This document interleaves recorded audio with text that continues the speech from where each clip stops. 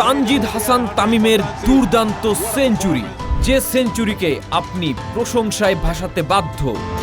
সেই সেঞ্চুরির বর্ণনা দিতে গেলে হয়তো শেক্সপিয়রের উক্তির প্রয়োজন হবে।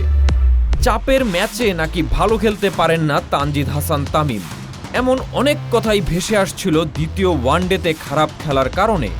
কিন্তু সেসব সমালোচনাকে বুড়ো আঙ্গুল দেখিয়ে সমালোচকদের মুখ বন্ধ করে পাকিস্তানি বোলারদের গলার কাঁটা হয়ে শুধু আলোচনাতেই আসেননি, এসেছেন তৃতীয় ওয়ানডের প্রথম ইনিংসের হিরো হয়ে। শুরুতে টসে হেরে ব্যাট করতে নেমে মারকাটারি ব্যাটিং করতে থাকেন জুনিয়র তামিম। ব্যাটিং দেখে মনে হচ্ছিল উইকেটে আসার আগেই সেট হয়ে নেমেছিলেন তিনি। দ্বিতীয় ওয়ানডেতে শাহিন আফ্রিদিকে যে বলে ছক্কা হাঁকাতে গিয়ে আউট হয়েছেন তামিম, আজ তৃতীয় ওয়ানডেতে হারিস রৌফের সেই লেন্থের ডেলিভারিতেই হাঁকিয়েছেন ডিপ ফাইন লেগের উপর দিয়ে বিশাল ছক্কা।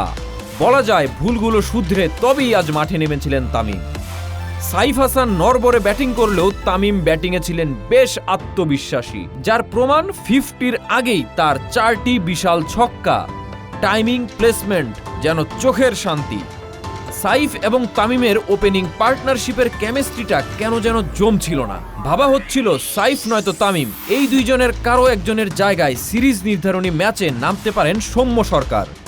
কিন্তু টিম ম্যানেজমেন্ট খেললেন আবারও এক জুয়া। সৌম্য একাদশের বাইরে, ওপেনিং জুটি সেই সাইফ তামিম।